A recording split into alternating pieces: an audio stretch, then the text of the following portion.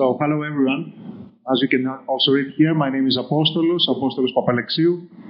I'm a leadership mindset trainer and coach, business consultant, entrepreneur, tour leader, web designer, waiter sometimes, sailing yacht skipper, and many other masks that sometimes we wear. And when we drop them, we can find our real self. And the way to do that is to connect with the leader that we all have within. An image like this, they can connect us even more with that. When we see the sunset, then we can find our real self. This is not a happy leader. Okay, so this is something that I will not talk about it today. Actually, I couldn't resonate more with all the previous speakers, and also the place here resonated. Thanks also to the place that is hosting us. And what I'm going to share with you,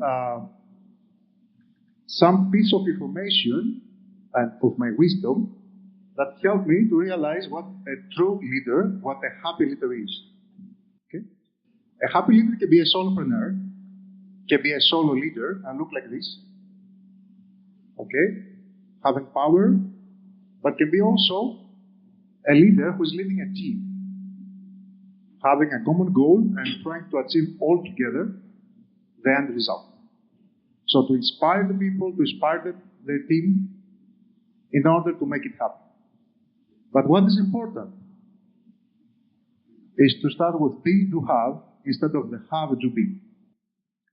Previous generations, our parents, grandparents, they experienced the First World War, the Second World War, very hard times. So for them it was very important first to have. When I have money, I will buy the house that I want and then I will be happy. Nowadays, we need to reverse it. I am happy. And because I am happy, I choose to deliver trainings, I choose to organize training trips, I choose to organize retreats, events, and then I have all the rest that I have as an end result. And also, words have power. So an affirmation like this, I am happy, it's the start. It's something that we need to, as a fuel to use it, and to smile every day like this. So all the hormones and everything, and endorphins, they are activated. And then we can spread the happiness with everyone. So we can be at the seventh level of energy, as Katerina was mentioned earlier. How we can do that? By finding our ikigai. And what is an ikigai? It's a Japanese concept. It means meaning of life. And we just need to reply to 4 main questions. First, we need to think about what we are good at. We need to find a lot of things that they are important for us, that they are very good at this. Don't worry, I'm going to move a lot, so I will fix it. Okay. So, 4 questions. First, what I'm good at. Second, what I love doing. Third, what people need.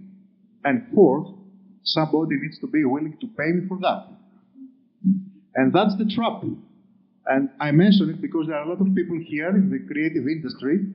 Please be aware of that because I paid it with this lesson, forgetting about being paid for what I'm doing. And this is an image from my trainings back in Athens, in my organization, Solidarity Mission.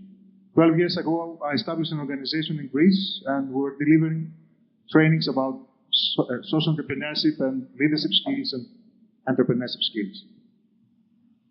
I forgot about the financial sustainability of myself, and I invested everything in that because it was something that I was very good at this.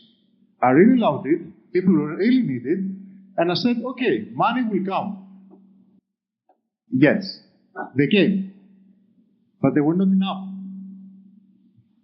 And I paid this lesson with a divorce, bankruptcy, broken family relationships, losing my hair, and depression. But I want my wisdom, which is very important because when I train and coach my clients, I help them to avoid these mistakes, to avoid these fuck-ups. Because happiness and success, both, they're a matter of choice.